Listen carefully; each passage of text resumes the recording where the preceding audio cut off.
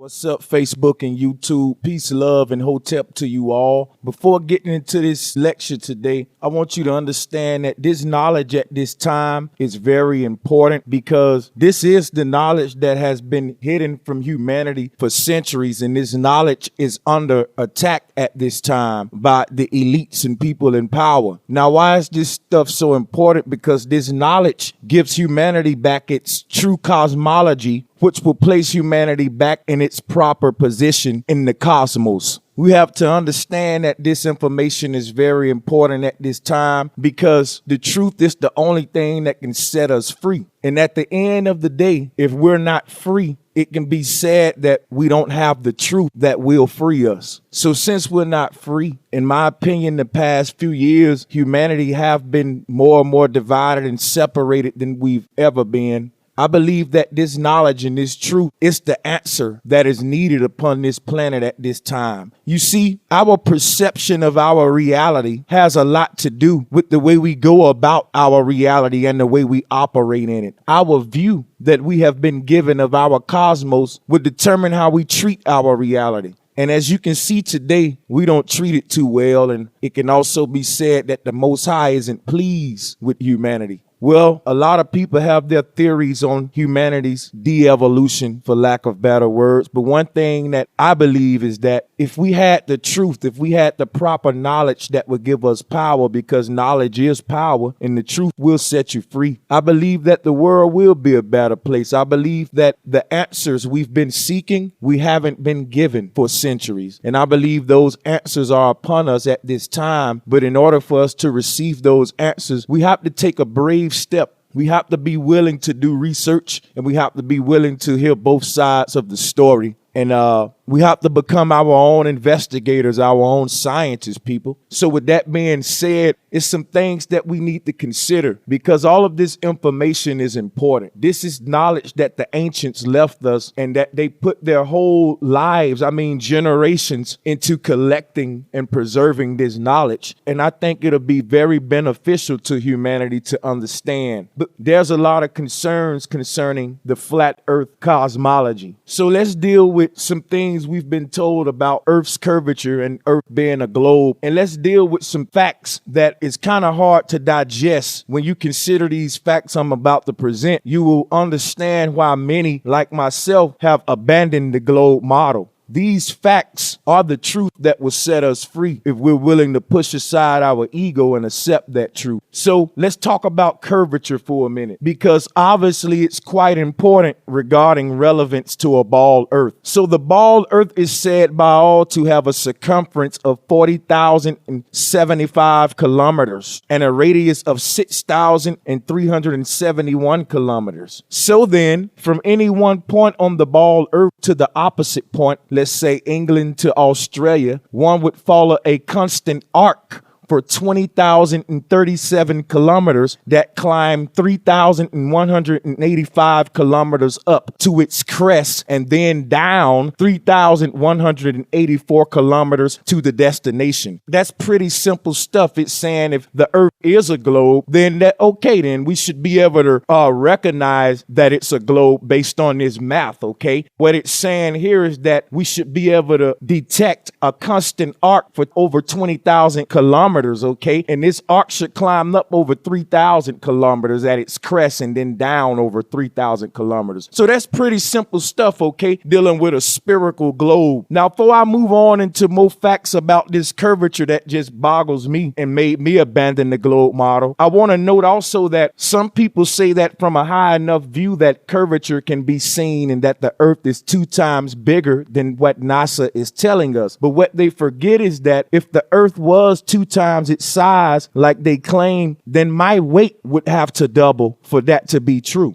Since according to our scientists, your weight is determined by the size of the earth in relation to its so-called gravitational pull, as some say that the earth is 2 times bigger than what NASA claimed, then my weight would have to double. That is a fact. And since my weight hasn't doubled, then this fact alone cancels that belief. Now, these are just little things we miss when we gladly accept beliefs and theories without doing personal research. That simple fact alone cancels that whole whole idea. Now let's talk some more curvature facts so we can at least present these facts and put them on a table so that you can be presented with these facts determined for yourself, because all of this is the truth that will set you free. It's all about getting the truth, and especially concerning your cosmology. So using spherical trigonometry backed up by many mathematicians and the famous space author Asimov, we can deduce that the ball Earth's supposed curvature is 8 inches to the mile, but this would vary inversely as to the square of the distance. So the first mile establishes line of sight, 0 curvature, okay? The second mile must then descend 8 inches. The third mile, 32 inches. The fourth mile below the line of sight. The fourth mile, 6 feet. The fifth mile, 10 feet and 8 inches. And by the sixth mile should already be 16 feet, 8 inches below the line of sight. So what we're basically saying the same thing here using spherical trigonometry also support this fact. So we also see that this fact stands to be true using both forms of math. And also a side note, don't be tempted with any gatekeepers' bad maths regarding curvature. Okay, and that goes back to what I was saying about they also have the math to support their theories, but their math doesn't support the facts, only their theories. So I will be doing a video in the future about the gatekeepers' bad math. Okay, so stay tuned for that. Now, keep this in mind. The book, The Lighthouses of the World, has the Dunkirk lighthouse in France being visible from 28 miles away. All right, think about that, because this should be below the horizon on a ball Earth, people. And if you say that it's because the Earth is 2 times bigger, I just canceled that idea out. I don't weigh 2 times as much as I do. My weight hasn't doubled. So one thing is for sure, the Earth isn't double its size. Gravity is questionable. That's why it's a theory and not a fact. And the Dunkirk lighthouse should not be visible from 28 miles away if we were on a spherical Earth, as NASA say. So we see that throughout history, we've been continued to be lied to, but we've been conditioned to accept those lies without question and without doing personal research. And this crucial mistake has led humanity in a de-evolution process. So the truth will set us free, but we got to be willing to do diligent research as we're doing now. And I want to thank all of you again for tuning in. So let's keep it moving. So among many experiments that all yielded the same results, the famous Bedford Level experiment in 1870 took place over a 20-mile straight canal with no locks or gates. The result was that the 20 miles was completely flat, all exact line of sight. Water didn't curve with the planet, nor did the sides of the canal or anything. So we understand that water is indeed always flat. That is a fact. Water doesn't bend or curve. Everywhere we look on the Earth's surface where there's a major body of water or any body of water, we never see it curved, okay? So that's proof alone that all of the geographic locations on the planet within our boundaries is flat, okay? And that's a fact. So far we must understand that any claims of curvature are all based in theory and not fact, okay? And that's the whole purpose of me sharing these facts with you today. So we're going to move on and check out some more facts. So many around the world will now bring up the disappearance of a ship as it sails over the horizon, with the hull vanishing first. This is what's called vanishing point, people. So first of all, understand that every picture you ever saw of Earth as a globe is a deception, and no one has ever taken real images of this so-called globe. And if they have, they would be millionaires, since NASA can't seem to get this $1 million shot themselves, because they're faking it, people. Okay? Now, also understand that ships never pass over any invisible curvature when they disappear from the horizon, and that there is something called vanishing point, meaning that the human eye does have limitations. The ship is always there. You just lose sight when it reaches its vanishing point based on our sight limitations and the nature of light. So if you still don't think vanishing point is real, just think about it this way. I can't even stand out on my street corner and see the corner store at the end of the block because my sight is limited. but that does not mean that the corner store has magically disappeared over a curved horizon. No, it just means that vanishing point is real. So if I can't see the store at the end of my corner, what makes you think I can see ships 15 miles down at sea, let alone the sun across the other side of the flat plain? Impossible, people. It's called vanishing point. But don't let your human limitations mixed with ego make you deny the obvious. And a little personal research can take you far, people. Okay, so let's move on with some more facts. So understand that this vanishing point is only a type of mirage, and it's an optical illusion based on your sight limitation and the nature of light.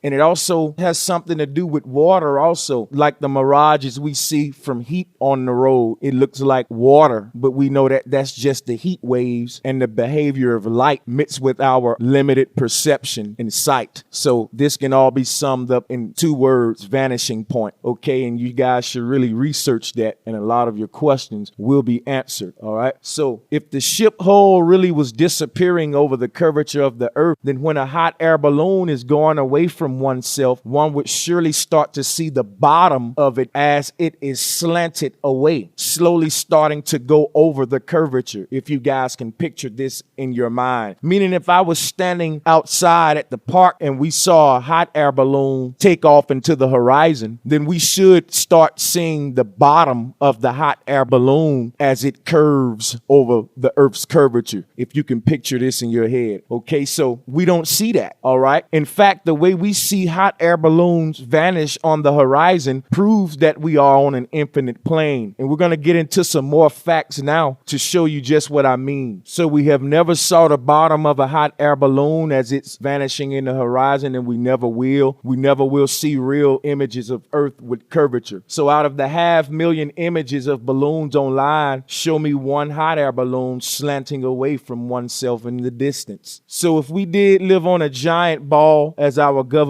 states, when one rises in altitude, the horizon should naturally fall away and move nearer to the observer. Okay, why is it then that none NASA cameras have been launched up as high as 121,000 feet, and all the way up the horizon is flat and rise to the eye of the camera? Okay, so what this is saying, and this is proven, and you can do this experiment yourself, no matter how high you rise above the earth plane, the horizon is always eye level, always eye level, and that can only be possible on an infinite flat plane. It will not be possible on a globe, because if you were on a globe, when you rose up high, you would see the earth curve and descend away from you. All right, the only way that fact can be possible, which it is in fact, that no matter how high you rise, the horizon stays at eye level and never curves. It proves that we are on an infinite plane, and these facts and all of this science will help you get this idea into your head so you can picture this and understand your reality. Some more facts you may want to keep in mind: that the Coriolis effect is only a myth and a theory. It's not true,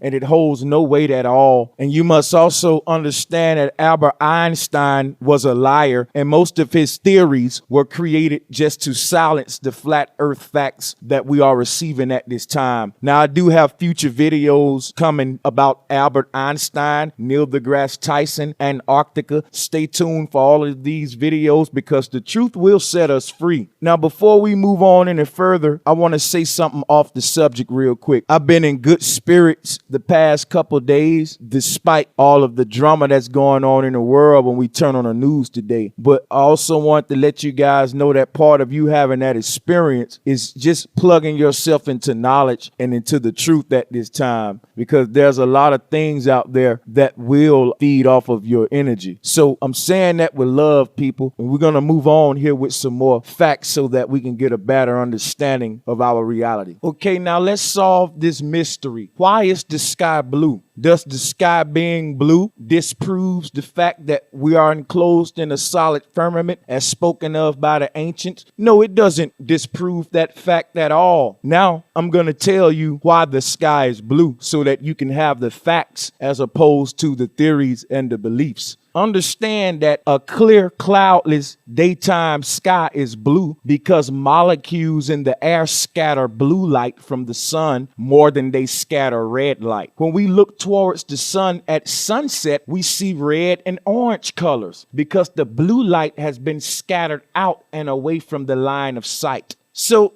that's a simple fact that if you do just a little diligent research, my beloved truth seekers, a lot of these mysteries will be revealed to you. So we are enclosed in a solid dome firmament as spoken of by the ancients. As I said, I will be uploading videos because NASA has launched many rockets up and they crashed into barriers. In fact, the rockets that they use are made like missiles with the nose of the rocket with reinforced metals and the wingtips with reinforced metals. Now, the only reason they would need that for a rocket that supposedly just be going through a few gas molecules, why you need reinforced metals and reinforced wingtips unless you was planning on hitting some solid. So all of the facts support the truth of our ancestors, people, and we can never stray from this truth. Otherwise, we find ourselves in chaos theories like we are today. So understand that the sky being blue during the daytime or the sky being red during the morning time doesn't disprove the fact that there is a firmament above your head. The rainbow proves the fact that this firmament is real. Okay, so nothing will disprove that fact because the rainbows stand testament to that, and we will continue to see rainbows until we die, and they will always stand testament to our ancestors' truth as well as all the ancient monuments. So I hope this broke down a little to you why the sky is blue and why the sky is red in the morning. It's based upon gas molecules in the atmosphere, people. So this is simple science that, like I said, if you do a little research, the truth will set us free as humanity, because these lies have kept us in complete turmoil and divided and separated, and everyone just divided up into communities. One thing about this ancient truth is that all of the ancients were unified with this cosmology, and you can see over hundreds of different depictions that were all the same, and they're beautiful, and all of the ancients were unified through the cosmology, people. Okay, and the reason we're divided today is because of the different religions and the different ideologies. But when you understand that there's only one truth and one reality that we all should grasp, there wouldn't be all of these separate sects and different communities. We will all be like the ancestors were, unified through the truth of our cosmology. I just wanted to deal with a few of the facts that I may have not presented in previous videos. Think about commercial airlines, okay? If the earth was spinning 1,000 miles per hour, that means the ground that you are walking upon is moving 1,000 miles per hour. Now imagine a merry-go-round moving 1,000 miles per hour. And imagine if you were to throw an object onto that merry-go-round, what would happen to that object? That's self-explanatory. It won't be a pretty sight. Another way you can think about this is if you imagine being in a car and that car is going 1,000 miles per hour. You know what? We're going to be generous. We'll say the car is just going 80 miles per hour. Now imagine if you open up your door and jump outside that car. Okay, this same rule apply. If the ground beneath you was spinning 1,000 miles per hour and you were to jump right now, when you landed back down, you would break your ankles. The same way if you jumped out of a car onto the road. So guys, we really got to do a lot of research because